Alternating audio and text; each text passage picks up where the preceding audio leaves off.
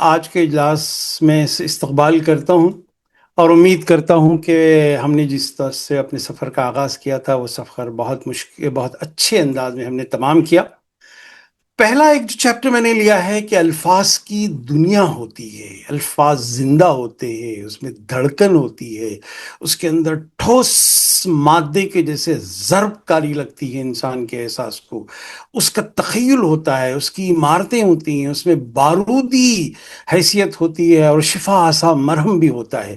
تو الفاظ کو کبھی بھی یہ نہ سمجھا جائے کہ کچھ ایسی ہے، بلکہ الفاظ کی مالی حالت بھی ہوتی ہے کہ یعنی ایک لفظ ایک ڈالر کے طور پر آپ کبھی زندگی میں آپ کچھ خرید اور تول مول نہیں سکتے، لیکن آپ چند لفظ بول کے اس سے آپ وہ معاملے کو ڈیل کرتے ہیں۔ یہ ٹیکنیک اگر آ جائے تو آپ صرف پیکٹس بدلیں گے، انگریزی سے اردو، اردو سے عربی وغیرہ، لیکن الفاظ کے بارے میں اس کی کٹار، اس کی مار، اس کی ملاحت کا یقین احساس کی روشن سطح پر ہونا چاہیے۔ یعنی الفاظ کا گھرانہ ہوتا ہے، ان کا بلڈ گروپ ہوتا ہے۔ جس طرح سے ایک آدمی میں ہر جسم کا بلڈ نہیں ڈالا جا سکتا ہے، تو الفاظ اوزار بھی ہوتے ہیں۔ میں الفاظ کے بارے میں کہنے کی کوشش کروں گا چند باتیں، یعنی تجربوں کی گہرائیوں تک رسائی دینے والے، لفظ کے منتر سے دل میں اتر جانے والے یہ الفاظ جو ہے نا ہوتے ہیں۔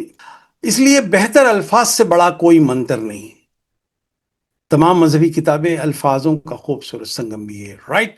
اب دیکھیے، الفاظ ہی مقاصد ہوتے ہیں، یعنی ہم یہ سمجھتے ہیں کہ مقاصد کی ترسیل کے لیے الفاظ کی فوج ہم لے آئے، نہیں، آپ پہلے فوج کی تیاری، ان کی سپاگری، ان کا فنون حرب، ان کی کاٹ مار، یہ تمام چیزیں اگر آپ دیکھ لیں گے تو آپ کو محسوس ہوگا کہ پہلے فوج بنانا ہی جو ہے بہت بڑی بات ہو جاتی ہے اور اس کی ضرورت ہوتی ہے، رائٹ۔ اچھا، ہم وزن الفاظ جمع کرنا شروع کریں، وکیل ہے، وکیل ہے، اس طرح سے آپ الفاظ کے سرمایہ کی طرف آپ آگے بڑھیں گے تو بہت سارے لفظوں کی ایک دنیا آپ کو بننے لگے گی۔ اب لفظوں کا قبیلہ ہوتا ہے، اس کا ذائقہ ہوتا ہے، اس کا مزاج گروپ ہوتا ہے، اس کی موسیقی ہوتی ہے۔ ہم آواز لفظوں کے جب گھنگرو بولتے ہیں تو لفظ ایک مکمل نغمہ بن جاتا ہے۔ اب میں آپ کو دو تین مثالیں یہاں پہ دوں گا۔ مانا ڈکشنری آپ کی اتنی مدد نہیں کری، چاہے جو تفصیلی مثالوں سے کرے گی، ورنہ ڈکشنری یوزولی لغت آپ کی معاون قوت نہیں بنتی ہے۔ صحابہ کی انجمن، ابو جہل کی ٹولی، آپ یہی دیکھیے، مانا تو ڈکشنری یہی کی ہے، ٹولی ہندی سے آیا ہے، انجمن ہمارا اردو فارسی سے آیا ہے، ٹھیک ہے۔ جماعت، ٹولہ، ہجوم، بھیڑ، فکر، ذہنیت، یہ اس طرح سے الفاظ جو ہے نا آپ کو بتاتے ہیں۔ اب میں یہ کہتا ہوں کہ الفاظ جو ایک تفصیل رکھتے ہیں اس کو بھی ہم سمجھنا چاہیے، جیسا کہ مدعی کسے کہتے ہیں، وہ شخص اپنے حق کے لیے کوئی دعویٰ کرے۔ اچھا، یہ تمام الفاظ بھی آپ کو معلوم ہوں گے، لیکن میں مثال بتا رہا ہوں آپ کو۔ الفاظ کا سرمایہ عمرانیات ہے، سوشل سٹڈیز ہے، سماجیات کے بارے میں، سریہ، اکثر ہم لوگ جنگیں کہتے ہیں، سریہ اس جنگ کو کہتے ہیں جو نبی رحمت خود جنگ میں نہیں گئے بلکہ اپنی نگرانی میں کسی کو بھیجا۔ سریہ اور غزوہ، یہ دو جو ہے الگ الگ ہوتے ہیں۔ پھر سریہ کا جمع کیا ہوتا ہے؟ سرایات، غزوات۔ غواص کہتے ہیں ڈائیو مارنے والے کو، پانی میں تیراک کو۔ علامہ اقبال کا ایک شعر، ہاتھ ملتے رہ جائیں گے اگر یہ لفظ نہیں معلوم ہے، غواص محبت کا اللہ نگہباں ہو، ہر قطرے دریا میں دریا کی ہے گہرائی۔ کمک ہے، کمین گاہ ہے۔ کمین کے معنی کوئی کمینے پن کے نہیں ہے جو چھپا ہوا حصہ رہتا ہے جنگ میں۔ اس طرح سے آپ لفظوں کو سمجھنا، اس کو برتنا ضروری ہے۔ اب اس طرح سے مدفن ہے، معلم ہے۔ اب میں تفصیل سے ذرا تیزی سے جاؤں گا۔ معمار ہے، مفتی ہے، یعنی لفظ آئے گا، اس کا تلفظ بھی آئے گا، اس کے معنی بھی آئیں گے۔ ایک بائی ون ٹین فری کی دنیا رہتی ہے، جیسا کہ دوست آپ کو معلوم ہے، دوستی، دوستانہ طرز دوستی، اس کی شکلیں آ گئی، پھر دشمنی، اور اس طرح سے یہ تمام چیزیں آپ کو ساتھ دینے لگیں گی۔ تو اس طرح سے آپ بچوں کو بچپن سے، اور ہم تو خیر طالب علم ہیں اس لیے ہر اعتبار سے یہ لفظوں پہ کام کرنے چاہیے۔ مردم خیز، وہ علاقہ بڑا مردم خیز ہے، آپ اس لفظ کو نکالیے، ایسے بولیں گے جیسے کہ تتلاتے ہوئے، ہکلاتے ہوئے۔ وہ ایک علاقہ ہے، اچھے لوگ وہاں جمع ہیں، پیدا ہونے والے بھی اچھے، تو آپ کتنی دیر بولیں گے؟ وہ علاقہ مردم خیز ہے۔ حیدرآباد دکن کا علاقہ مردم خیز ہے۔ لاہور، کہنے اگر آپ کسی علاقے میں بھی آپ کہنا چاہتے، مردم شماری، مترجم، مجلس شورا، یہ تمام آپ کو ایک نظریے کی دنیا میں بھی لے کے جائیں گے، رائٹ۔ ہم آگے بڑھتے ہیں۔ اچھا دیکھیے، اگر کسی کو ہمزاد اگر لفظ کے معنی نہیں معلوم تو وہ جو آپ کی مزاج کا، آپ کی شخصیت کا، آپ کے پیکر میں ڈھلا ہوا اگر کوئی شخص ہے، آپ کا تصوراتی شخص ہے، تو آپ تو آرٹ آف رائٹنگ کی دنیا سے یوں سمجھیے کہ 1 کروڑ کا سرمایہ ہار کے آ گئے. یعنی آپ جب ہمزاد لکھیں گے تو ایک کردار تراشنے کی ضرورت نہیں ہے. تو اس طرح سے جو ہے ہر کارا ہے، بیاض ہے. ہم لوگ اکثر، میں نے بہت کم لوگوں کو دیکھا ہے پڑھے لکھے بیاض کا لفظ استعمال نہیں کرتے، جبکہ بیاض جو ہے ڈائری کو کہتے ہیں، جو آپ کی جس میں اشارہ آپ نوٹ کرتے ہیں. ہاں. تو مجھے ایک چھوٹا سا واقعہ، چھوٹی چھوٹی واقعات میں بہت سناتا تھا، لیکن وقت کورس کی وسعت کی وجہ سے میں نے واقعات نہیں سنایا. میرے ایک استاد تھے، ہم محلہ حیدرآباد دکن کے، شاستم کنت، بڑے شاعر تھے. تو میں نے ان سے پوچھا کہ شاہ صاحب، 10ویں جماعت میں تھا میں نے کہا آپ کے بیاض میں، بیاض شام ان کی کتاب کا نام بھی تھا، بیاض شام. تو میں نے پوچھا کہ آپ کی کتاب میں ایک شعر انوکھا، اکلوتا پڑا ہوا ہے کہیں حاشیے میں، اس کی پوری غزل ہے. تو وہ شعر سن لیجئے کہ جو لب پہ پرسش نہ کھلے سنتے ہیں کہ اب ہیں صرف دعا. جو لب پہ پرسش نہ کھلے سنتے ہیں کہ اب ہیں صرف دعا. جو آنکھ میری جانب نہ اٹھی وہ آنکھ سنا نمناک بھی ہے. تو میں نے پوچھا کہ شاہ صاحب اس کا شعر کہاں ہے، اس کی غزل کہاں ہے؟ تو کہا بیٹا کہیں لکھا تو بیاض میں، کہیں پڑھی تھی، کھو گئی. بڑی بڑی شخصیات ہوتی ہیں. تو شاستم کنت ایک بڑا نام ہے، آپ کو پڑھنا چاہیے. اب یہ بے نامہ، بیانہ، زر پیشگی، یہ میں نے حواری لکھا. اگر حواری اگر آپ نے سمجھے تو قرآن کی ایک آیت ہی سمجھ میں نہیں آئیں گی. عیسیٰ کے حواریوں کے حوالے سے من انصاری اللہ کہ قال الحواریون نحن انصار اللہ کی ایک آیت ہے. یعنی آپ کو اردو میں بھی حواری کے منفی معنی لیے جاتے ہیں، لیکن عربی زبان میں مثبت معنی لیے جاتے ہیں. ہوا سے قمصہ، نقلستان. ہاں، یہ تمام چیزیں آپ کو الفاظ کا تعارف کرواتے ہوئے صرف میں یہی بتانے کی کوشش کر رہا ہوں کہ الفاظ کی ایک دنیا ہے، اور اس دنیا میں ہم کو رہنا ہے، اور اس دنیا میں رہ کر جو ہے اپنی بساط کو، اپنی حیثیت کو بڑھانا ہے. دیکھیے میں آپ کے سامنے ایک اور اپنے شیئر کر رہا ہوں. وقفہ تو نہیں دوں گا کیونکہ مجھے آج بہت کچھ کرنا ہے. آپ کو آپ کو سلائیڈ نظر آ رہا ہوگا. آپ دیکھیے، یہ ہے سابقہ اور لاحقہ. میں یہ جانتا ہوں کہ ہم لوگ سابقہ اور لاحقہ کو جانتے ہیں، لیکن میں اس بات کو بہت کم جانتا ہوں. خود میں بھی اس کا مجرم ہوں کہ یہ جو توانا توانا جو لفظ ہوتے ہیں، جس میں ڈکشنریز کی میں آپ کو لنک دوں گا، احسان دانش کی اور وغیرہ بھی، تو آپ محسوس کریں گے کہ لاکھوں ہزاروں لفظ ہمارے پاس ہے جو پہلے لگتے ہیں اور بعد میں لگتے ہیں. اور یہ کیا ہے، اس سے کیا ہوتا ہے؟ میں آپ کو ایک خوبصورت امیج بھی بتاؤں گا جو میں آج سوچ رہا تھا، اور امیج بنانے میں کامیاب بھی ہو گیا، آج ہی بنایا. اس سے فائدہ کیا ہوتا ہے کہ ذخیرے الفاظ میں وسعت پیدا ہوتی ہے. پہلے لگ گیا حسن پرور، حسن پہلے لگ گیا، حسن پرور، حسن افروز، حسن آفرین. یعنی پہلے ایک لفظ لگ گیا تو وہ سابقہ ہو گیا، آخری میں لگ گیا تو وہ لاحقہ ہو گیا. دیکھیے اب اس سے فائدہ کیا ہوتا ہے؟ ایکسپینشن آف ووکیبلری، کریٹیوٹی آتی ہے، معنویت میں ویرائٹی، ڈائیورسٹی آتی ہے، تنوع پیدا ہوتا ہے. ایجاز، مختصر اور اختصار، یہ اس کے لیے سمیٹ دیتے ہیں آپ ایک ایک پیراگراف. نئے علمی و فنی اصطلاحیں کرافٹ کر سکتے ہیں. مجرد سے باڈی بھی بنا سکتے ہیں، باڈی سے یعنی ایبسٹریکٹ سے ایبسٹریکٹ بھی بنا سکتے ہیں، ایبسٹریکٹ سے آپ جو ہے کہ پکچرز کی لینگویج بھی بنا سکتے ہیں. اب میں جلدی جلدی بتاؤں گا کہ ادبی اسلوب اور جمالیاتی حسن اس پر انحصار کرتا ہے، اس پر انحصار کرتا ہے، تہذیبی و لسانی. اور یہ پتہ چلتا ہے کہ آپ کتنے سابقہ اور لاحقہ کرافٹ کر سکتے ہیں، اس کو تراش سکتے ہیں. تہذیبی لسانی وراثت کی عکاسی کرتا ہے کہ آپ جانتے ہیں کہ آپ جھوپڑا پٹی میں نہیں رہتے ہیں، حویلیوں میں رہتے ہیں. ہر طرف جو ہے سجے سجائے ہوئے ڈرائنگ روم، لفظ بنائے ہوئے آپ نے، معنی میں باریکی، فکری نزاکت، لفظ سازی، کرافٹنگ آف ورڈز، ووکیبلری، زبان کی افزائش، اظہار میں اختصار، منفی و مثبت. یعنی یہ لفظوں کے پیرامڈ آپ بنا سکتے ہیں، اور آپ کو پتہ ہی نہیں چلتا کہ اس کے درمیان آپ کے ذہن میں سابقہ اور لاحقہ سے بہت ساری چیزیں بننے لگتی. یہ میں نے آپ کو بتاتے ہوئے ایک مثال میں نے سوچی ہے. آپ کو پتا ہے کہ خلائی سفر میں کئی چھوٹے چھوٹے جہاز ہوتے ہیں، چھوٹے چھوٹے مشینز ہوتے ہیں جو پروپلرز ہوتے ہیں، اور پھر اسی طرح سے اترتے وقت بھی جو ہے کسی بحر میں، اس طرح سے اٹلانٹک اوشن میں اتارا گیا تھا، تو تھوڑی دور کے بعد وہ جہاز الگ ہوتے جاتے ہیں. اور اصل خیال کی ترسیل میں جو اپنی کی چاند نگری میں اور بڑے مشنز کو کرنا ہے، چھوٹے چھوٹے پریفکس لگائے جاتے ہیں، اور ان کا کام ایک خیال کی ترسیل سے دوسرے منزلوں کا سفر ہے. تو میں سوچ رہا تھا، یہ سوچتے ہی میں نے یہ امیج بنایا کہ جو ہے سابقہ اور لاحقہ سفکس اور پریفکس کے جیسے ہوتے ہیں.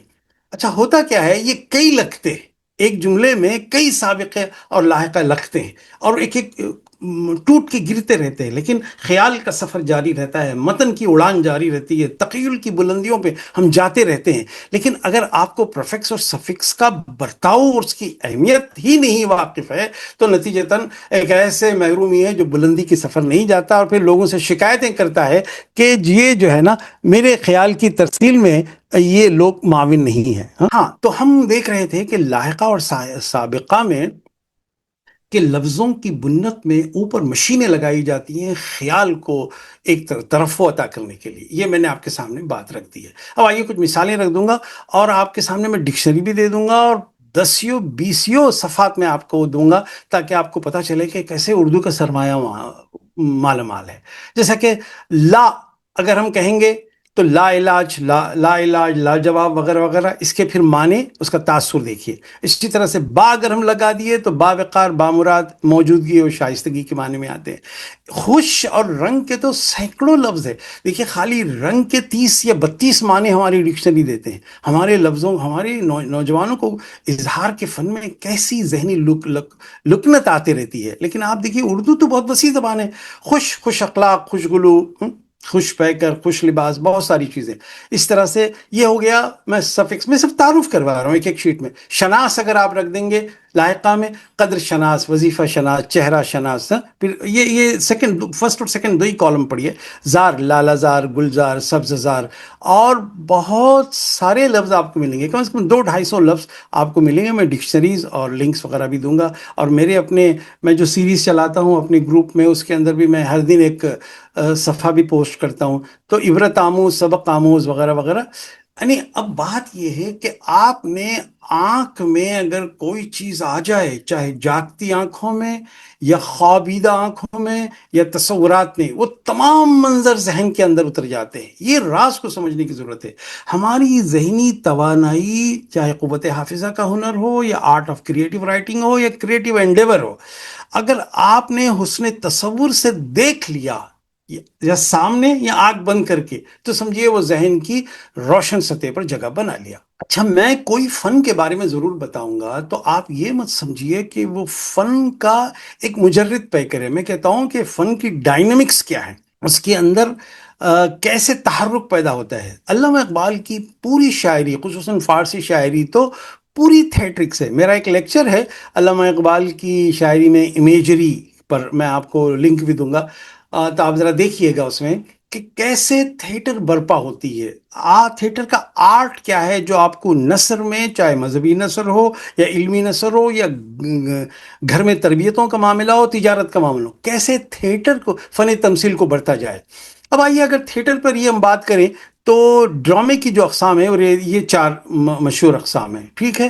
اب پہلے تو ریڈیو کا تو بڑا مسئلہ تھا، لیکن آپ غور نہیں کر رہے ہیں کہ پوڈ کاسٹ وغیرہ پھر ایک مرتبہ ریڈیو کی طرف آ گیا، کیونکہ انسان زندگی کے ہنگاموں میں پوڈ کاسٹ چل سکتا ہے. مجھے حیرت ہوتی ہے ان خواتین پر جو گھر کی گرہستی میں کئی گھنٹے گزارتے ہیں اور کوئی اپنی پسند کے ٹاپک کا پوڈ کاسٹ نہیں سنتے. جبکہ آپ کو پتا ہے کہ نوٹ بک علم میں تو پوڈ کاسٹ ایسا ہے کہ اگر آپ بیچ میں جواب دیں گے تو نوٹ بک علم میں آپ کو جواب دے گی. دیکھیے ابھی ایک سوال آیا ہے، سوال یوں ہے، یعنی آپ کو انٹریکٹیو بنا رہا ہے. تو یہ ریڈیو کا پھر واپس آ گیا. اچھا، میرا تعلق ایک زمانے میں اس سے بہت گہرا سا تھا، تو میں اس فن کو اچھی طرح جانتا ہوں. علامہ اقبال نے ایک نکتہ لکھا ہے تھیٹر پر. وہ یہ اس نظم کا نام ہے تیاتر. تے یہ الف تے یہ الف تیاتر عربی تلفظ ہے یہ، اور علامہ اقبال کی کلیات میں ہے۔ یہ بڑی اچھی نظم ہے، اور اس کے اندر علامہ اقبال کو فکر یہ تھی کہ تھیٹرکس میں انسان اپنی انفرادی خودی دستبردار ہو جاتا ہے۔ مثال کے طور پہ ایک مثبت مثال لیتے ہیں، آخری شعری میں پڑھوں گا، پورا تو نہیں پڑھوں گا ورنہ پھر اقبال پر تشریح ہو جائے گی، کہ ایک بہت بانکا شخص ہے، معاشرے کا کروڑ پتی ہے اور باصلاحیت ہے، وہ فقیر کا رول کر رہا ہے۔ تب اقبال کہتے ہیں کہ تو اپنی خودی سے دستبردار ہو گیا۔ اب ایک شعر سن لیجئے، یہی کمال ہے تمثیل کا، تھیٹر کا، کہ تو نہ رہے، رہا نہ تو نہ سوز خودی نہ ساز حیات، پھر زندگی میں کسی قسم کا وہ نہیں ہے۔ یہ ایک علامہ اقبال ہے، لیکن علامہ اقبال نے جہاں تک ممکن ہو تھیٹر کو اپنے فن میں استعمال کیا 100%۔ شیکسپیئر پر ایک بڑی خوبصورت نظم لکھی، وہ شیکسپیئر کی نظم تو اتنی کمال کی نظم ہے، اس لیے اقبال، ہم لوگ فتوی کی زبان میں جب جیتے ہیں تو اس سے بڑا مسئلہ ہوتا ہے۔ جو اس زبان میں جیتے ہیں، میں ان کی قدر کرتے ہوئے کہتا ہوں کہ علامہ اقبال نے شیکسپیئر کو سراہا بھی دیکھیے، یعنی میں پوری تو نہیں پڑھ سکوں گا، میں تیسرا شعر پڑھتا ہوں، دیکھیے ان کے فن کے بارے میں، حسن آئینہ حق اور دل آئینہ حسن، کیا بیوٹیفائی کیا ہے شیکسپیئر کو۔ شیکسپیئر تو اس سے بڑا آدمی تھا، اس شعر سے بھی بڑا آدمی تھا۔ حسن آئینہ حق اور دل آئینہ حسن، دل انسان کو تیرا حسن کلام آئینہ۔ اور آخری شعر، حفظ اسرار کا فطرت کو ہے سودا ایسا، یعنی محبت، تحفظ سیکرٹس کو بچانے کی تمنا، میں اس کی تشریح میں نہیں جاؤں گا۔ رازداں پھر نہ کرے گا کوئی ہے پیدا ایسا، شیکسپیئر جیسا آدمی پیدا نہیں ہوا، اور اس نے جو کیریکٹر کو جو صفت بناتا ہے اس کا کمال ہے۔ اچھا، دوسرا ایک تھیٹر ہے، میری بڑی تمنا ہے کہ، میرا اپنا خیال ہے کہ دینی ادارے، سیاسی ادارے، سماجی ادارے، ادبی ادارے، سب اس تھیٹر کو استعمال کریں، میری بڑی تمنا ہے۔ اس تھیٹر میں برٹل بریکٹ ایک تھا جو جرمن کے بادشاہ نے اس کو شہر بدر کر دیا تھا، اور آج دینی ادارے کر رہے ہیں، برٹل شہر بدر کر دیا تھا تو اس نے سمبولک تھیٹر کیے۔ سمبولک تھیٹر کیا ہوتی ہے میں آپ کو بتاؤں، مثال کے طور پہ اس کے لیے یہ آدمی اسٹیج پر جاتا ہے، بھائی میرا نام نعیم ہے، میں ایک 5 سال کا بچے کا رول کر رہا ہوں، میرا نام نعیم جاوید ہے، میں تاریخ کے کیریکٹر عمر خطاب کا رول کر رہا ہوں، اور میں پینٹ شرٹ پر ہی ہوں، تو مجھے وہ فلم کے ساتھ جو شباہتوں کا مسئلہ ہوتا وہ نہیں ہوتا، میں اپنے انفرادی تشخص کے ساتھ جاتا ہوں، اور تھیٹر میں سامنے والے کو انٹریکٹیو ہوتا ہے۔ ہندوستان کی بہت ساری تحریکوں نے اس کو استعمال کیا ہے، برتا ہے۔ برٹل بریکٹ یہ تھا، جرمن تھیٹر تھا، یہ بہت اچھا تھیٹر ہے، آج کل ہو رہا ہے، میں دیکھ رہا ہوں کہ دینی اداروں میں اس کے اندر آتے ہیں، کوئی نہ کوئی کیریکٹر کرتے ہیں۔ یہ تھیٹر تھیرس تھا، یہ نکڑ ناٹک ہم اس کو جس کو کہتے ہیں، یہ بشور اس کے 2 ڈرامے ہیں، مدر کریج، دا 3 پینی اوپرا، تو یہ نکڑ ناٹک ہوتا ہے کالجز میں، ہر جگہ تو اس کے اندر زیادہ میک اپ کی ضرورت نہیں ہوتی ہے، لوگ پھر بھی میک اپ کرتے ہیں، رائٹ۔ اچھا بھائی، یہ تھیٹر کے دوسرے رول ہے، mime, pantomime, monologue, range of drama, یہ اتنے ضروری ہے حضرات۔ دیکھیے میں آپ کو ایک کیمرہ بند کر، یہ اپنے سلائڈ بند کر کے بتاتا ہوں۔ دیکھیے مائم کے معنی ہے ہاتھ کا، جسم کا وہ ایکشن بغیر الفاظ کے۔ مثال کے طور پہ ملے گا فساد نبی صلی اللہ علیہ وسلم، جب آپ کتاب پڑھیں گے تو اس میں آپ کو اشارے ملیں گے۔ میں آپ کو ریسنٹ مثال دیتا ہوں، جب اوباما آیا تھا تو اس نے تقریر کر کے کہا کہ ہم نے we have registered the annals of the history, sign کر کے، لائن مار کے ہوا پہ نقطے لگائے تھے انہیں۔ تو آپ دیکھیے، میں بول رہا ہوں کہ وہ شخص بھاگ رہا تھا، اتنا بھاگ رہا تھا، رک جائیے، ہاتھ چلتے رہیں گے تو آپ کو پتا چلے گا کہ لفظ ختم ہو گئے، ایکٹنگ ختم ہو گئی، ایک مائم کی وجہ سے منظر کے اندر زندگی آ گئی۔ تو مائم آپ کو، ہم کو کرتے ہیں، کرنا پڑتا ہے۔ پھر اس کے بعد ٹیبلو بھی ایک خاص قسم کا ایک پوزیشن ہے، مونولوگ ایک آدمی کی کہانی ہے، اس کے اندر بھی ایکٹنگ زیادہ نہیں ہوتی لیکن ہوتی ہے، اس کے اندر ایک فرد مونولوگ کرتا ہے۔ اب اس کے بعد رینج آف ڈراماز ہوتے ہیں، یہ ڈرامے کے بارے میں آپ کے سامنے کہنا چاہ رہا تھا۔ اچھا، ایک بات یہ ہے کہ میں ڈرامے کے ڈائنمکس کو سمجھا رہا ہوں، نثر میں کیسے ڈالیں گے۔ ایک پیراگراف سے اگر آپ بچ جائیں گے، 2 مکالمے میں ڈالیں گے۔ احمد آیا تھا، اس نے فاطمہ سے یہ کہا، احمد کا جملہ، فاطمہ کا جواب، یعنی ایک پیراگراف آپ کا بچ گیا، یہ سمجھیے۔ اور یہ تھوڑا سا فرق دیکھتے چلیں کہ ادبی ڈرامہ کیا ہے۔ ادبی ڈرامہ قاری کو دولت مند کرتا ہے، یعنی اسٹیج پر قاری کے تخیل میں جو ہے کھیلا جانے والا ڈرامہ ہوتا ہے، اور صوتی ڈرامہ جو آواز کا ہوتا ہے، آوازوں کے ذریعے سے پیش کیا جاتا ہے، پاس، پچ، ورڈ ریٹ، میننگ فل پاز، وقفہ، اور بہت ساری چیزوں کے ساتھ آواز کا زیر و بم بنا جاتا ہے. لاواز کی ایک خاص قسم کا ورک ہونے کی ضرورت پڑتی ہے. آپ بھونڈے انداز میں اپنے گھر میں بھی بات کریں گے تو تاثر نہیں رہے گا. پھر لفظی مصوری، یہ آرٹ آف کریٹو رائٹنگ میں زبان و بیان کا معیار، عوامی رابطہ، وسیع حلقے تک رسائی، فکری گہرائی، جس میں ادبی ڈرامے میں فکری گہرائی ہوتی ہے، فلسفہ. ہم نے جب سے ڈرامہ پڑھنا چھوڑ دیا، ٹھیک ہے اردو ڈرامہ زیادہ نہیں لکھا گیا، ہر قوم کا ایک مزاج ہوتا ہے، یونانیوں کا ایک مزاج ہے، ہندو تھیولوجی کا ایک مزاج ہے، مسلمانوں کے ڈرامے میں حقائق اساس علم زیادہ رہنے کی وجہ سے نہیں لکھا گیا ہے، لیکن اس کے نقصانات بھی دیکھیے کیا ہوتا ہے. ایک بات کو سمجھیے، آپ جس طرح سے انسانیت کو ایڈریس کر رہے ہیں، اس کے اندر فن تمثیل میں 10 10 کروڑ لوگ گانے سنتے ہیں. ہم نے اس میڈیم کو چھوڑا ہے، ٹھیک ہے، اس وجہ سے اس کی اہمیت ہے میرے نظر میں. اچھا، ڈرامہ نگاری کے نکات کیا کیا ہے؟ میں نے صرف اس کی فوٹو رکھ دی ہے یہاں پہ.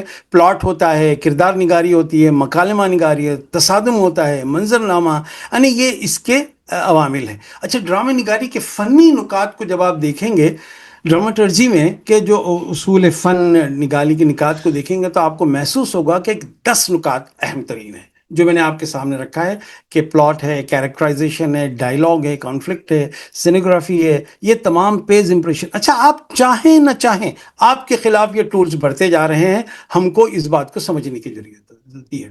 اچھا، اس کے اندر کیا ہوتا ہے کہ کہانی کیسے برپا ہو جاتی ہے ڈرامے میں، ہم کیسے تمثیل وجہ کرتے ہیں. آپ مجھے بتائیے، یہ کیا تمثیلی نہیں ہے؟ حدیث کا ایک ٹکڑا میں سناتا ہوں. لوگوں سوچو وہ دن کیسا ہوگا کہ جب یمن سے لے کے شام تک ایک عورت سکے اچھالتے جائے گی. کیا اس میں تمثیل نہیں ہے؟ یا تخیل کی آفریدہ تخیل نہیں ہے؟ تو میں یہی کہہ رہا ہوں کہ ڈائنمکس کو سمجھا جائے.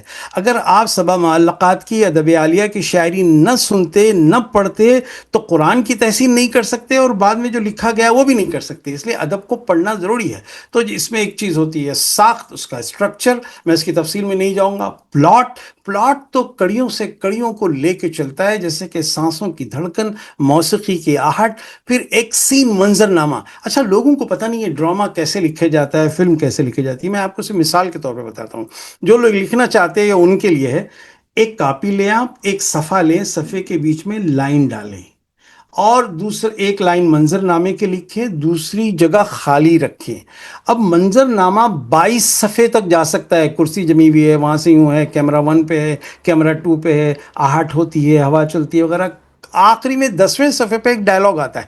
یہ ریئل اسکرین پلے جو لکھا جاتا ہے تو ڈائریکٹو اسکرپٹ ہوتی ہے، یعنی ڈائریکٹر کی زاویہ نگاہ سے. میں آپ کو اس کی تفصیل میں نہیں جاؤں گا کہ یہ تمام تجربات ہم نے جو ہے مختلف انداز میں کیے تھے. اچھا، کردار نگاری میں تفصیل دینے کی ضرورت نہیں ہوتی کہ کردار اچھا یا برا ہے. تو اس کے یہ شیکسپیئر کا کمال تھا، اتنا بڑا رائٹر تو کسی زبان میں نہیں پیدا ہوا.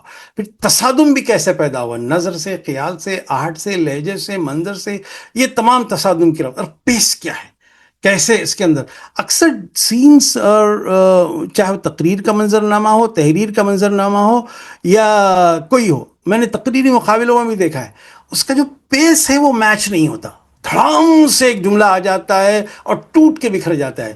تو لفظوں کا ایک ایفونی ہوتی ہے، اس کو سمجھنے کی ضرورت ہے. اکثر لوگ تقریری لکھتے ہیں، تقریر میں ناکام بھی ہو جاتے ہیں. ہم اس بات کو سمجھتے تھے کہ کیسے لفظ کو ڈھالا جائے، پیس، رفتار کو محسوس کیا جائے. اچھا، سمبولک بھی ہے. سمبولک علامت نگاری کی ضرورت ہوتی ہے، علامت بنتا ہے. پھر تاثر تو ایک ایسا ہے جیسا کہ ذہن کے اندر گونج، ایک ریپل ایفیکٹ پانی کا دینے کے نتیجے میں. اور اختتام یہ ہے کہ آپ کریش لینڈنگ کرنا چاہتے ہیں، سیف لینڈنگ کرتے ہیں، پیراشوٹ لینڈنگ کرتے ہیں. یہ تمام چیزیں جو ہے سینتھسس کرتی ہیں حیت و معنی کو. معنی کے بدن میں روح آئی یا نہیں آئی، یہ تمام چیزیں کا 10 ایلیمنٹس ہے جس کا میں نے ابھی ذکر کیا تھا، جس کو اس نے توازن کے ساتھ کرنا پڑے گا. میں نے خطوط کے لیے صرف مرزا غالب کے خطوط کو اس کا اپنا اسلوب جو تھا اس وجہ سے سلیکٹ کیا ہے. اور اس کی وجہ ہے کہ غالب اگر واحد شخصیت ہے، اگر شاعری لوگ نہ بھی پڑھتے تو ان کے خطوط پڑھتے تو اردو زبان کو جو انہوں نے مالا مال کیا ہے خطوط نگاری میں، شاید آپ کو کوئی اور اس طرح کی مثال قریب قریب بھی نہیں ملتی.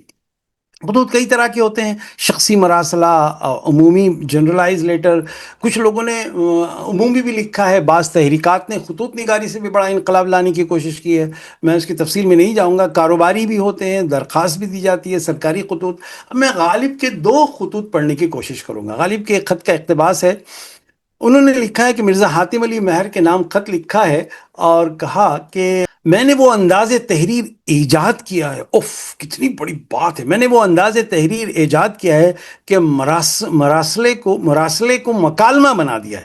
ہزار کوس سے بزبان قلم باتی کیا کرو، ہجر میں وصال کے مزے لیا کرو۔ یعنی انہوں نے گفتگو میں جو اسلوب اپنایا ہے وہ ایسے لگتا ہے کہ بہت زیادہ کانورزیشن ہو رہی ہے۔ اچھا، خطوط میں اگر آپ بہت زیادہ آپ پرشنائزڈ اردو اور عربی زدہ اردو اگر آپ لکھیں گے، اور خصوصاً دیکھیے اگر کسی پڑھے لکھے آدمی کو لکھا جا رہا ہے تو الگ بات ہے، لیکن چھوٹے موٹے موضوعات پہ بات ہو رہی ہے تو اردو لکھنے کا غالب کا ایک مزاحیہ خط ہے کہ مارہرے کی خانقاہ کے بزرگ سید صاحب عالم نے غالب کو ایک خط لکھا، ان کی تحریر نہایت شکستہ تھی، اچھی اردو نہیں تھی، بہت بکھری ہوئی تھی، اسے پڑھنا اور معنی کو جوڑنا جو شیر کے لانے کے مترادف تھا۔ غالب نے انہیں جواب دیا۔ لوگ اس غلط فہمی کا شکار ہوتے ہیں خط کو پڑھ کے، انہوں نے صرف مذاق زبان کا اڑایا ہے غالب نے۔ غالب کیسے مذاق اڑائے گا؟ غالب کی خود زبان میں گنجینہ معنی کا طلسم اس کو سمجھو، جو لفظ کے غالب میرے اشعار میں آئے، میں نے لفظ کے معنی کی جادوئی کائنات کی دنیا کا اشارہ، جی پی ایس اقبال غالب کہتا ہے، کوئی آسان نہیں ہے بچوں کا، لیکن ان کا شکستہ تھا، ٹوٹا پوٹا ہوا تھا۔ اب دیکھیے دو ہی لائن میں ان کے سامنے لکھا، انہوں نے جواب دیا، پیر و مرشد، خط ملا، چوما چاٹا، آنکھوں سے لگایا، آنکھیں پھوٹیں جو ایک حرف بھی پڑا ہو، تعویذ بنا کر تکیے میں رکھ لیا ہوں، نجات کا طالب۔ دیکھیے کیسے لکھا غالب نے، آئے آئے آئے، میں سچ کہتا ہوں کہ جس نے غالب کو نہیں پڑھا اس نے زندگی کی بہت ساری چیزوں کو نہیں پڑھا۔ اچھا، ایک خط کے بارے میں اشارہ کرنا چاہوں گا، وہ یہ ہے کہ ہمیں تعزیت کرنے نہیں آتا، تعزیت لکھنے نہیں آتا، تعزیت کے خطوط لکھنے نہیں آتے۔ میں اکثر لوگوں کو دیکھتا ہوں کہ جیسے کہ گونگے ہو جاتے ہیں، چاہے ان کو محفل میں بات کرنی ہو یا فون پہ تعزیت کرنی ہو یا جنازے میں پہنچ کے بات کرنی ہو، تعزیتی پیغام کیسے دیں؟ یہ ایک بڑا اصول ہے۔ میں صرف جو ہے میں بہت سارے خطوط لکھا، آج مل نہیں رہے تھے، مجھے تلاش کرا میرے اپنے خطوط، تو اس میں کرنا کیا ہے وہ میں آپ کو نکات لکھ رہا ہوں۔ سب سے پہلے تو مرحوم کی قبر کو وقت اور فاصلوں میں سمیٹیں، جیسا کہ آپ کے مرحوم کی قبر کے بلاد عرب میں، امریکہ میں، جہاں پر بھی ہیں، اس نے تہلکہ مچا دیا، کلیجہ پھاڑ دیا، والدہ کے انتقال یا والد کے انتقال کی خبر یہ جو بھی رشتوں سے جوڑ کے اس غم کو اون کریں، مانے، ہاں ہاں یہ غم ہے۔ پہلا نقطہ یہ ہے کہ آپ کی مرحوم کی قبر نے تو رشتہ داروں کے تو سینے چاک کر دی، تو یہ تو آپ اس قبر کو مانیں اور اس کے غم کو جگہ دیں، تسلیم کریں۔ دوسرا، مرحوم کی یادوں کو تھوڑا سا اور زندہ کریں کہ ہائے ابھی تو کل ہی کی تو بات تھی کہ ان کے اپنے ایثار کی وجہ سے میرا یہ کام ہوا تھا، آپ کا۔ اور پھر میں نے ایک جملہ لکھا ہے کہ ہم وقت بڑے ہو جاتے ہیں، مجھے ایک جملہ یاد آ رہا ہے اپنی تحریر کا، ہم عمروں کے ساتھ بڑے ہو جاتے ہیں لیکن ہمارے اندر ایک بچہ زندہ رہتا ہے۔ آج بھی میں اپنے والد مرحوم کے جسم کی مہک کو محسوس کرتا ہوں، ماں کے زانوں پہ لیٹی ہوئی لیٹ کر ان کی باتیں، ان کی ننھی تتلاتے جو باتیں کرتے تھے وہ بھی مجھے یاد آتی۔ ان کی مہک کا حوالہ دیں تاکہ ان کی اپنے باڈی گئی ہے تو باڈی کو رجسٹر کریں، تعزیتی بیان۔ پھر دوسرا، دیکھیے اب یہ دنیا میں مسلمان واحد قوم ہے جو تعزیتی پیغام دے سکتا ہے، زمین پر کسی کا خیال بھی نہیں جا سکتا، اور وہ صرف عربوں میں ہے۔ اردو والے تو گونگے ہیں، فارسی والے تو معذور ہیں، صرف عربوں میں۔ عرب کیا کرتے ہیں؟ پہلے جاتے ہیں، پھر غم گساری کرتے ہیں، صبر کرتے ہیں، انا للہ بولتے ہیں، عظم اللہ اجرک، اللہ تمہیں صبر دے گا، پھر اللہ تعالیٰ تم کو رضا کرے۔ میں اس کی تفصیل میں نہیں جا رہا ہوں، اشارے دے رہا ہوں، تم اللہ کے فیصلے پہ راضی ہو، قدر ہو۔ پھر اس کے بعد جو آخری موڑ آتا ہے، یہاں پہ میں کہتا ہوں کہ اس کا کلچر عام ہو جائے۔ میرے خطوط اس طرح سے رہتے ہیں، بڑی مشکل کوشش کرتا ہوں کہ دیکھو اللہ کے فیصلے پر جو ایک خدا 70 ماؤں کی محبت کرنے والا ہے، کیا وہ ظلم کر سکتا ہے؟ نہیں، تو اس کا فیصلہ صحیح ہے، شکر کرو۔ نکلتے نکلتے تعزیت کے گھر سے تحدیث نعمت، اللہ کے فیصلوں پر شکر، موت پہ غم کے بجائے شکر ادا کرنے کی کیفیت کے ساتھ عرب تعزیت کرتے ہوئے نکلتا ہے۔ بول الحمدللہ، کہو الحمدللہ، روتے ہوئے جھرجھر آنسوں سے وہ شکر کے کلمات ادا کرتا ہے۔ پہلے انا للہ، پھر اس کے بعد اللہ کے فیصلے پر راضی کیا، پھر اس کے بعد ڈھارس کی، پھر کہتا ہے اور پھر حدیث بھی سناتا ہے۔ آپ کو یاد ہے حضرت سعد معاذ بن جبل کے حوالے سے غالباً بات ہے کہ ان کے بیٹے کا انتقال ہوا تو اللہ کے رسول نے کہا کہ معاذ جنت میں ایک بیت الحمد بنا دیا جائے گا جو اس طرح کے ذاتی نقصانات پر صبر کریں گے۔ ہاں، اس طرح سے کیے جاتے ہیں۔ تو میں ایک تعزیتی خط کے بارے میں بتا رہا ہوں، کیونکہ آپ بہت پڑھے لکھے ہوں اور آپ تعزیت نہیں کر رہے ہوں تو پھر بڑا مسئلہ ہمارے ساتھ پیدا ہو جاتا ہے۔ اب آئیے، آج کا ایک آخری لیسن میں آپ کے سامنے رکھ رہا ہوں۔ یہ تھوڑا سا طویل ہے، اس وجہ سے میں چاہوں گا کہ آپ لوگوں کی توجہ میرے ساتھ پوری رہے۔ وہ ہے حسن تحریر کا کمال، چاہے کسی مضمون کے کہ آپ اسلوب اپنائیں، مضمون لیں، تو یہ ہے مضمون کرافٹنگ کیسے ہو، مضمون نگاری کے کیا عوامل ہیں۔ اس میں کچھ چیزیں جو اب تک کے پہلے اور دوسرے لیسن میں آ چکی ہیں وہ بھی میں کور کروں گا، لیکن میں کوشش کروں گا کہ آپ ان تمام چیزوں کو محسوس کریں اور میرے ساتھ دیتے جائیں۔ یہ لیسن تھوڑا سا طویل ہوگا، ٹھیک ہے؟ مضمون نگاری کیا ہے؟ اب دیکھیے، میں میموری ٹرینر ہوں، اس وجہ سے کچھ امیجز کو ضرور اہمیت دیتا ہوں، کیونکہ ایبسٹریکٹ کنٹینٹ کو جسم یاد رکھتا ہے۔ اقلیت مضمون کا دائرہ کار کیا ہے، اس کا ایکو کیا ہے، اس کی دھنک رنگ دنیا کیا ہے۔ اقلیت کی جب کو بھی بات ہوگی تو سوسائٹی اور معاشرت کی دنیاؤں میں لیا جائے گا، اس کے اندر افراد کی اکائیاں اور سماج اور ادارے قبائل سب آنا پڑے گا۔ پھر اس کے بعد منطق، لٹریچر کی جب بات ہوگی تو اس کے اندر ادب کا ایک مرکزی اسلوب بنتا ہے، اس کا دائرہ کار میں بتا رہا ہوں آپ کو۔ پھر حقائق، مذہب کی، یعنی اگر آپ بیچ سے اگر آپ لکھیں گے تو آپ کو محسوس ہوگا کہ اس کی گونج داخل رائٹ کی طرف آ رہی ہے۔ یعنی میں انگریزی میں پڑھوں، سماج کی جب بات کریں گے تو اقلیت ریئلسٹک انداز میں بات ہوگی، انگریزی سے پڑھ رہا ہوں۔ لٹریچر کی اگر آپ بات کریں گے، اس کے اندر لاجک بھی ہوگا، ادب بھی ہوگا۔ مذہب کی اگر آپ بات کریں گے، سچائیوں کی اساس، صداقت مآب نکات پر ہوگا مذہب۔ پھر سیاست کی بات کریں گے تو اعداد و شمار کی بات، یہاں پہ نظریات سے زیادہ اعداد و شمار کی دنیا کی بڑی اہمیت ہوتی ہے۔ پھر اس کے بعد علمیت، تاریخ کی اگر آپ بات کریں گے تو تاریخ کا پورا میں نے یہاں پہ ٹائم لائن بھی رکھا ہے، سائن کلاک بھی رکھا ہے، وقت بھی رکھا ہے، ایک تاریخ کے آثار بھی رکھے۔ علمیت کی بات ہوگی، اس کے اندر تاریخ کو ادھورے حوالوں سے نہیں سمجھا جائے گا۔ پھر اس کے بعد فلسفی کی اگر بات ہوگی تو اس کے تفکر، تعقل اور داخلی نظام کی بات ہوگی۔ یہ مضمون کے اندر آنا ہے۔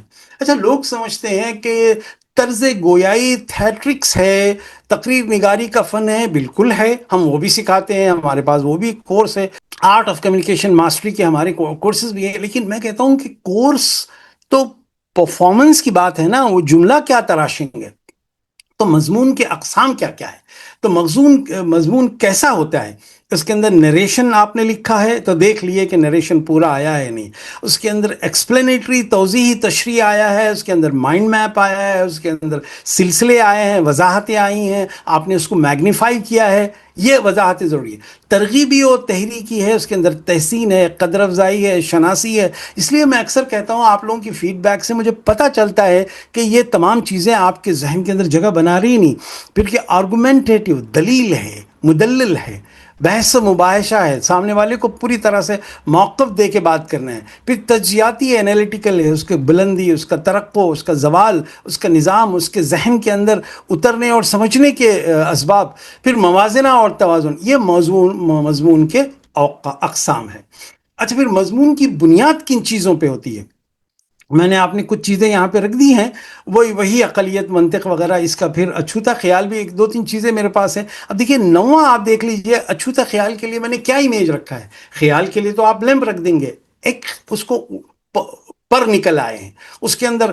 تو آپ کسی بھی علم میں ایبسٹریکٹ کو امیج ڈالنا شروع کریں گے تو آپ کو وہ بلڈ کے ڈی این اے میں اترتے جائے گا، یعنی بلڈ کے اندر اترتے چلے جائے گا۔ یہ میں آپ کے سامنے کہہ رہا تھا۔ پھر حکایت ہے، تو مضمون کی اساس ان چیزوں پہ ہے۔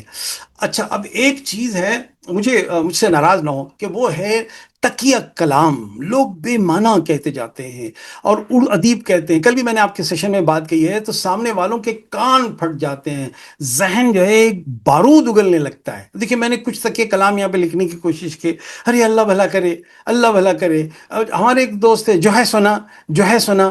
اچھا ایک اور بھی دوست ہے, سمجھے آپ, ارے بھائی آپ ایسی کوئی اینسٹائن کی فلسفی نہیں بتا رہے ہیں, آپ تو آنے جانے کی بات کر رہے ہیں, سمجھے آپ.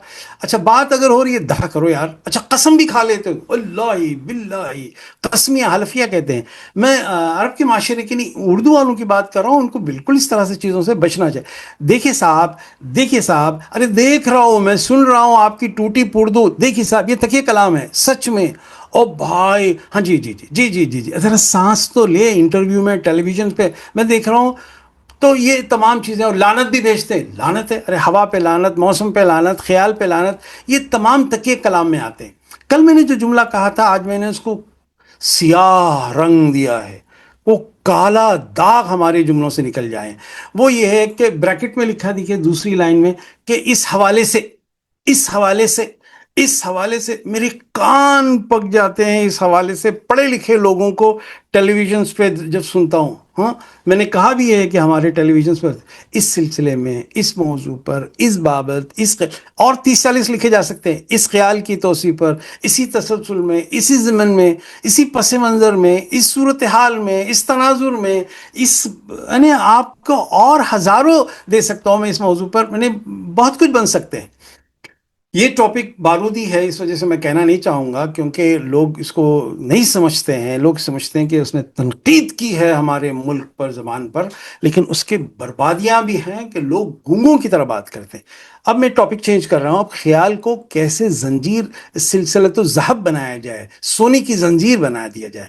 وہ یہ ہے کہ بلکہ چونکہ اس لیے اس سلسلے میں مسئلہ کب ہوتا ہے میں 10 بار بلکہ استعمال کروں, 10 بار چونکے استعمال کروں. میں اس کے آپشنز بتا رہا ہوں اس سلسلے میں, حتیٰ کہ آخرش. اچھا آپ غور کریے, یہ اس سے بھی, اس کو بھی ملا سکتے ہیں آپ. کون سی ابھی جو میں نے بتایا نا, یہ بھی اس میں بھی استعمال ہو سکتے ہیں کہ اردو کا جو لفظ ہے وہ ہیروں کے جیسے کئی ڈائمنشنز رکھتا ہے. بہر طور بہر صورت اس سلسلے میں انجام کار یقینی بات ہے کہ میں پڑھے لکھے لوگوں کو تخلیقی نثر نگاری کی بات کر رہا ہوں. اب آئیے مضمون کے عناصر کیا ہیں, یہ ذرا تفصیلی موضوع ہوگا جو کریٹیو رائٹنگ کو بہت سارے انداز میں میں نے کال کیا ہے. وہ یہ ہے کہ جذبوں کا وفور نثر پارے میں آیا کہ نہیں آیا, احساس کی توانائیاں رکھی گئی ہے نہیں. دیکھیے ہر 2-3 جملوں کا نظریہ ہوتا ہے, چاہے وہ آپ حریت فکر کی بات کریں یا پابندی فکر کی بات کریے. مقصد کی ترسیل میں وہ پیراگراف کامیاب ہوا کہ نہیں, ہیجان اضطراب ہنگام پیدا ہوا ہے نہیں, اس کے اندر روانی آئی ہے یا خلل ہے. ہاں اگر آپ خلل سے بھی روانی پیدا کر سکتے ہیں, پازس کے ساتھ ایک جمپ لے سکتے ہیں, وہ کرافٹ کیا نہیں کیا. وضاحتیں آپ لوگوں کو میں سے اشارہ دوں کہ پچھلے زمانوں میں جب مشین ایجاد نہیں ہوا تھا تو زمین کے سیدھے پانی کو پہاڑوں پہ کیسے بنایا جاتا تھا پتہ ہے, کہ خلل سے روانی پیدا کی جاتی تھی. کھڈے کھودے جاتے تھے, پانی گر کے ایک چھوڑی سی جست لیتا تھا, ایسے ہی جست لے کر پہاڑوں تک پانی پہنچا دیا جاتا تھا. خلل سے روانی پیدا کرنے کا فن آپ جانتے ہیں. اس لیے میننگ فل پازز, پریگننٹ پاسز, انگریزی میں بڑا اچھا لفظ ہے, اس کو پریگننٹ پاز کہتے ہیں, اردو میں نہیں ہے یہ. Pregnant it delivered some creative content in the frame of sentence. تو اس طرح کی ضرورت ہوتی ہے. پھر وضاحت مبہم بھی نہ ہو, اس کے اندر تشریح ہو, اور حسن ترکیب. کرافٹ کیسے کیا آپ نے, لاحقہ سابقہ سے کرافٹ کیا نہیں کیا. آپ کو میں بتاؤں کہ میری تمنا ہے کہ کئی لاکھ لوگ لکھنا چھوڑ دیں. آپ بولیں گے یہ کیا ہے, اس کی وجہ یہ ہے کہ آپ کو پتہ نہیں ہے کہ جو حسن اردو کا ہے وہ میں اپنے محل کی شہزادیوں کو چھوڑ کے کنیزوں باندیوں کو لے کے جا رہا ہوں ورلڈ کی پیجنٹ, بیوٹی پیجنٹ میں. تو اردو کا جو حسن ہے وہ تو لائیں. پھر مکالمہ نگاری بھی ضروری ہے, رائٹ. ہم آگے بڑھتے ہیں. اچھا مضمون کی شرائط کیا ہے. مضمون کو ایک فاؤنڈیشن فریز ہو, ایک ہک ہو, ایک کلیدی جملہ ہو, ہیمر دا نیل کی طرح. پہلے ہی جملے میں یہ ہے کہ آپ اس کو بار بار دہرائیں 8-10 مرتبہ. Health is wealth, time is money, صحت بڑی نعمت ہے، اس طرح سے ایک ہک ہو، پھر ترغیبی جملہ ہو، سیاق و سباق، پس منظر، مفروضہ، ضرب المثل، اچھا بے رہ گیا، منظر کشی، اعداد و شمار، اچھا عنوان تشخص کرتا ہوا جملہ، یہ بھی فاؤنڈیشن فریز میں آئے گا، غیر جانبدارانہ، ایک تائید کی تقریر بھی ہوتی ہے لیکن کبھی ضرورت ہوتی ہے کہ غیر جانبدارانہ موضوع کے ساتھ رہو، اس کے اندر تسلسل ہو، روانی ہو، نہروں کا یم بیم ہو، نغمگی ہو، نغمات ٹوٹے نہیں ہو، پھر اس کے بعد مفصل ڈیٹیلنگ میں جائے، اس خصوصاً کائنات کا جو موضوع اگر آپ لے رہے ہو تو اس کو ڈیٹیلنگ میں ضروری ہے۔ یہ میں نے 5 نکات یہاں لکھے، یہاں پہ میں نے کچھ نکات اور رکھے، جہاں مضمون ضروری ہے غیر جذباتی ہو، پھر اس کے بعد تنقیدی جائزہ ہو، منطقی استدلال ہو۔ اگر آپ کیونکہ تھیسس لکھ رہے ہیں تو اس کی ضرورت پڑتی ہے کہ درست حقائق ہو۔ درست حقائق کیسا؟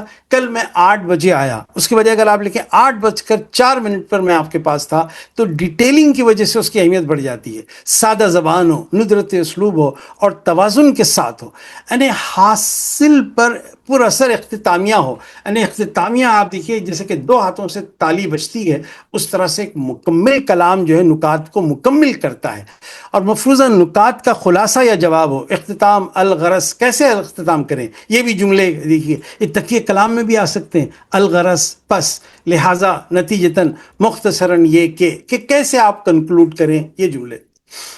اب آئیے یہ جملوں کو کی اہمیت ان کلیدی مصروں میں بھی۔ اردو زبان کے سینکڑوں کتابوں کے نام اقبال کے تراکیب سے بنے ہیں، اس کے مبہم اشاروں سے بنے۔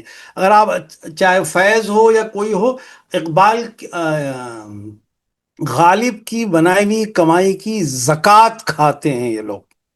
اگر اس نے غالب کو نہیں پڑھا تو سمجھو وہ کتنا کمزور اور محروم آدمی ہے۔ تو غالب کا ایک مصرع ہے، میرے ابہام پہ ہوتی ہے تصدق توضیح، آیا ہے میں جو ایمبیگٹی رکھتا ہوں اس کے اندر کلیرٹیاں نچھاور ہوتی ہیں، ٹھیک ہے وہی حسن جس میں بے ساختہ پن نکلے۔ یہ دیکھیے حسن اظہار کے لیے میں نے آپ کے سامنے رکھا ہے۔ میرے پسندیدہ شاعر حفیظ میرٹھی کا ایک شعر ہے کہ بے سلیقہ ہو کہ پھیکا پڑ گیا پھولوں کا رنگ، خار و خس ترتیب پا کر خوشنما سے ہو گئے، ٹھیک ہے، 2 مرتبہ لکھ دیا۔ آگے بڑھتے ہیں۔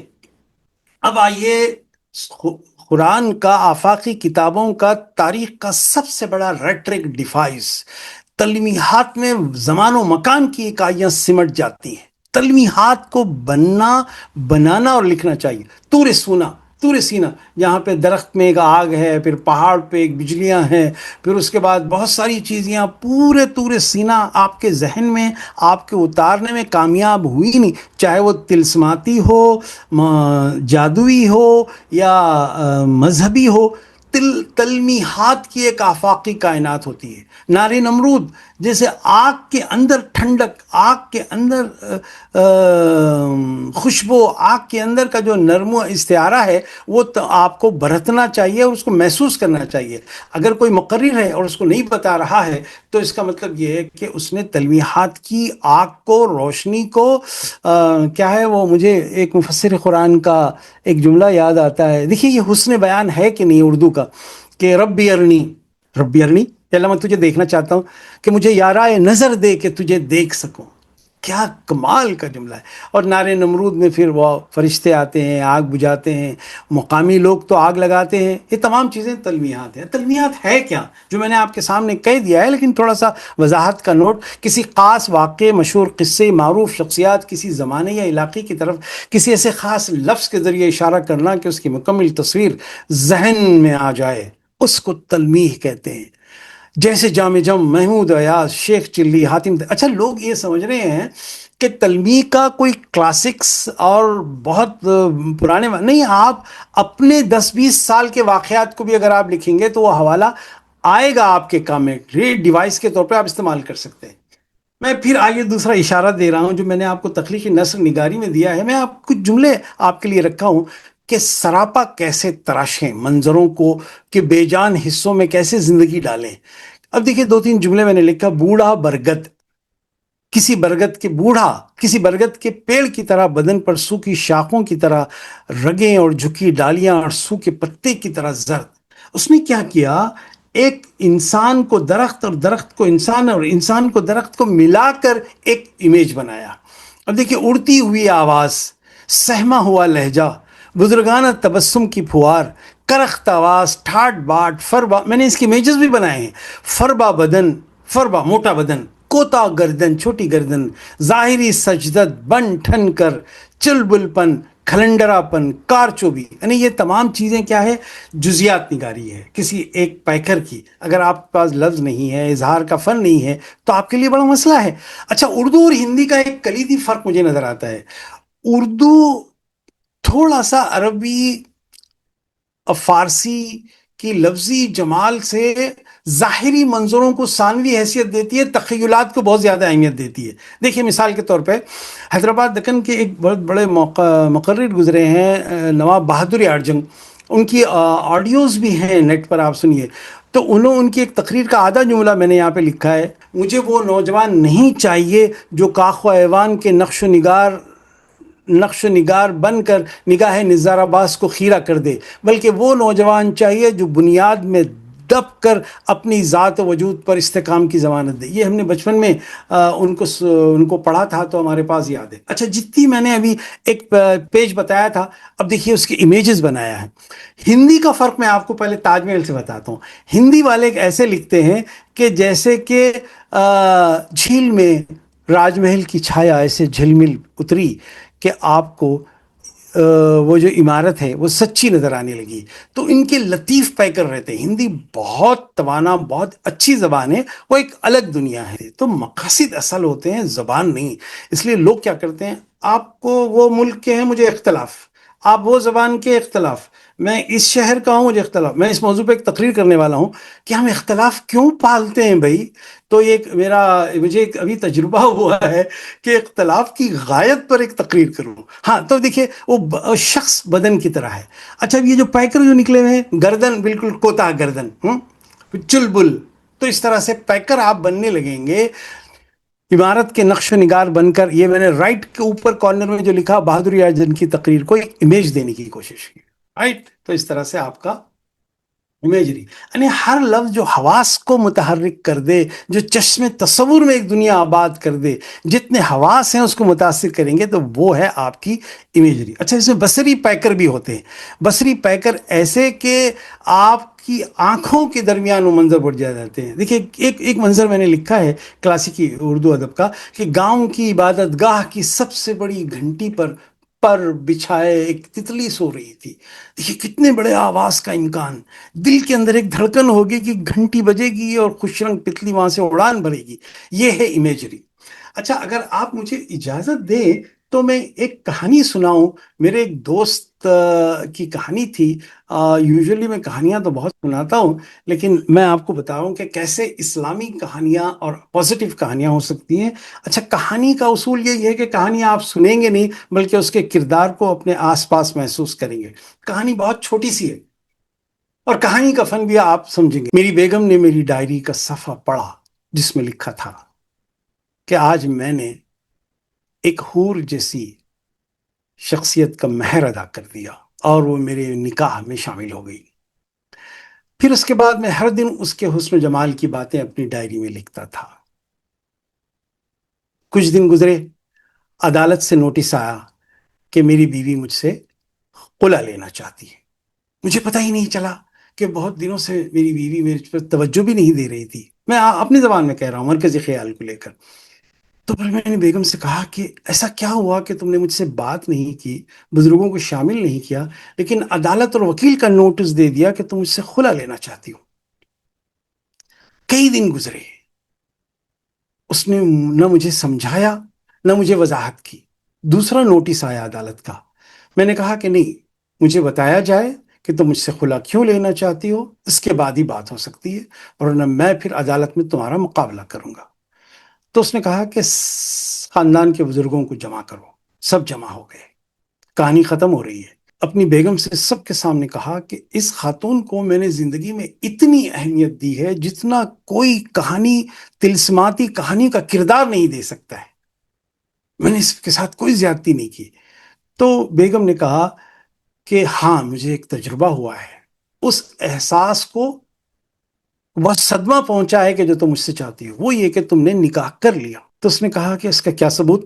کہا تمہاری ڈائری، تم نے نکاح کر لیا ہے، تم نے مہر ادا کر دیا ہے، تم اس حور کے چرچے دن رات کر رہے ہو۔ تو شوہر نے سر کو ہاتھ پکڑ کر کہا، اللہ کی بندی مجھ سے پوچھ لیتی، میں نے کہیں ایک حدیث میں پڑھا تھا کہ کوئی شخص مسجد میں جا کر جھاڑو دے دے تو یوں سمجھو جیسے کہ اس نے حور کا مہر ادا کر دیا۔ تو میں آفس سے آتے ہوئے وقفے میں جب کبھی مجھے موقع ملتا تو مسجد کی صفائی میں تھوڑا سا وقت گزارتا، اور اس تمنا میں اور اس احساس کو اپنے اندر اتارتا کہ میں واقعی جنتوں کی شہریت کے لیے کوالیفائی ہو رہا ہوں۔ کہانی ختم ہوتی ہے، لیکن ایک حدیث ایک اچھے کہانی کے پیکر میں ڈھل کے مکمل ہوتی ہے۔ یہیں پہ میں اپنی بات کو ختم کرتا ہوں، یہاں پہ میرا سیشن کا وقت غالباً ہو رہا ہے، تو